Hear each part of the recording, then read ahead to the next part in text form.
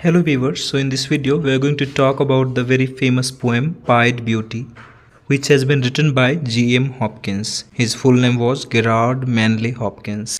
G.M. Hopkins is a very unique figure in the history of English poetry. English poetry की बात करें तो उनका एक अलग सा अनोखा सा जो है नाम है. He is a great religious poet. वो एक महान धार्मिक कवि हैं and creator of an original poetic medium of his own, जिन्होंने खुद की मीडियम को क्रिएट किया पोइट्री लिखने के लिए. He has praised the beauty of nature as God's gift. उन्होंने ब्यूटी ऑफ नेचर को गॉड के गिफ्ट के तौर पर प्रेज किया है, उसकी प्रशंसा की. Beautiful things mark the presence of almighty in the world. उनका मानना है कि जो सुंदर चीज़ें हैं वो गॉड के प्रेजेंस को चिन्हित करती हैं, वो बताती हैं, वो दिखाती हैं कि गॉड एग्जिस्ट करते हैं. Pied beauty is a very beautiful poem.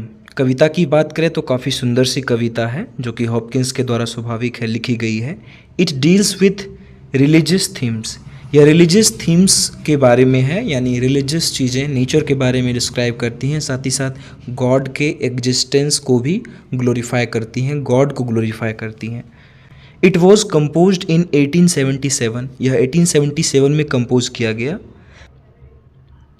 Like his many poems, यहाँ पर हिज हो जाएगा, उनकी बहुत सारी कविताओं की तरह pied beauty deals with the glory and greatness of God.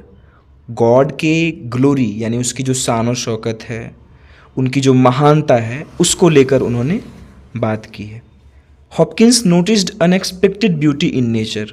उन्होंने पाया कि नेचर में बहुत ही जो है अनएक्सपेक्टेड कह सकते हैं, बहुत ही ज़्यादा सुंदरता है. The beauty impressed the poet. और इस सुंदरता ने कवि को प्रभावित किया. He praised the God for it. और इसके लिए उन्होंने गॉड की प्रशंसा की. Pied beauty is divided in 2 parts. ये 2 हिस्सों में बटा हुआ है. In the first part of the poem, यानी कविता के पहले हिस्से में, द पोएट डिस्क्राइब्स, कवि डिस्क्राइब करते हैं the pied beauty of nature. Nature में जो भी पाइड ब्यूटी है, पाइड का मतलब होता है स्पॉटेड यानी चितकबरी, डेपल्ड चीज़ें जो है. This beauty is described through vivid and concrete visual imagery. और इसके लिए उन्होंने अलग अलग विजुअल इमेजरी का उपयोग किया है. जैसे कि उन्होंने डेपल्ड थिंग्स को दिखाया है कि हर जगह नेचर में है जो मिले जुले कलर की जो चीज़ें हैं. The poet mentions many dappled things as.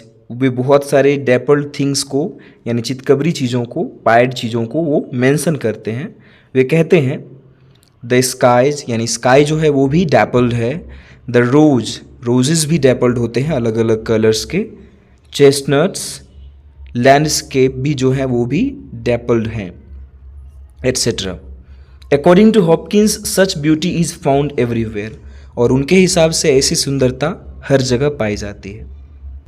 अब जब बात करें हम दूसरे हिस्से की, second part of the poem is magnificent. इसका जो दूसरा हिस्सा है वो भी अपने आप में काफ़ी ज़्यादा आकर्षक है.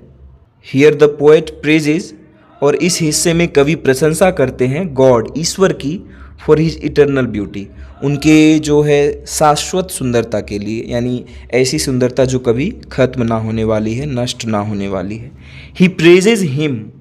वे उसकी प्रशंसा करते हैं. हिम में एच कैपिटल है क्योंकि यहाँ गॉड की बात की जा रही है. तो he praises him for creating all things which are unusual.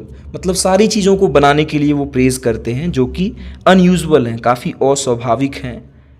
Original मतलब वास्तविक हैं, अपने आप में यूनिक हैं.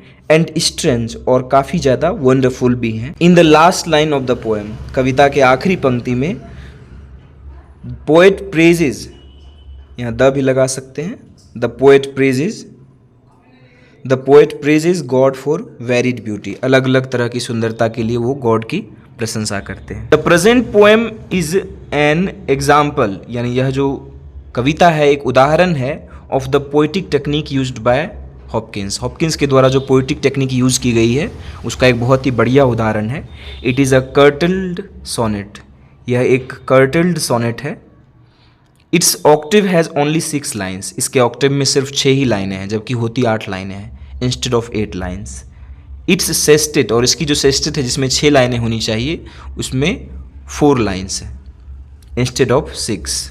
और आखिरी में जो है 11वां लाइन जो है वो छोटा सा है, प्रेज हिम, जो कि इसे एक कर्टल्ड सोनेट बनाता है। कर्टल में यहाँ पर आप ईडी लगा लीजिएगा। The Octave deals with fantastic beauty of nature, जो ऑक्टेव में है वो बहुत ही सुंदरता, प्राकृतिक जो है उसकी वर्णन करते हैं वो। The sestet deals with the praise of God, और सेस्टेट में गॉड की प्रशंसा करते हैं फॉर दिस ब्यूटी, उस सुंदरता के लिए। This sonnet is written in sprung rhythm, sprung rhythm में लिखा गया है, जिसको कि उन्होंने ही डिस्कवर करा था, उन्होंने ही शुरुआत की थी स्प्रंग रिदम में लिखने की। It is remarkable for its imagery, ये अपनी इमेजरी के लिए, और इफ़ेक्टिव यूज़ ऑफ साउंड्स। आप देखेंगे जब कविता को पढ़ेंगे तो काफ़ी ज़्यादा इसमें जो साउंड वाले फिगर ऑफ स्पीचेज होते हैं, जैसे एलिट्रेशन का यूज़ देखने को मिलता है। एंड स्ट्राइकिंग सिंटेक्स, और बहुत ही बढ़िया सिंटेक्स का जो है यूज़ करा है उन्होंने। आगे बात करें तो the present poem is a very beautiful poem, बहुत ही सुंदर पोएम तो है ही। Here the poet has presented his love for nature and God, उन्होंने गॉड के लिए अपने प्रेम को दर्शाया है और नेचर के लिए अपने प्रेम को दर्शाया है। यही इसीलिए वो एक लाइन कहते हैं, he fathers forth whose beauty is past change praise him, यही है आखिरी लाइन जो कि छोटा सा है, जिस कारण से एक कर्टल्ड सोनेट। वे कहते हैं all the things are originated from God, जितनी भी चीज़ें हैं वो गॉड से ही उत्पत्ति हुई हैं उनकी। हिज ब्यूटी इज चेंजलेस, उनकी सुंदरता कभी खत्म नहीं होती, जो चीज़ें उन्होंने बनाई है। एंड वो इटर्नल हैं, शाश्वत हैं। लेट अस प्रेज गॉड, इसीलिए चलो हम गॉड की प्रशंसा करते हैं, हु क्रिएटेड ऑल डैपल्ड थिंग्स, जिन्होंने सारी डैपल्ड चीज़ें बनाई। Thanks for watching.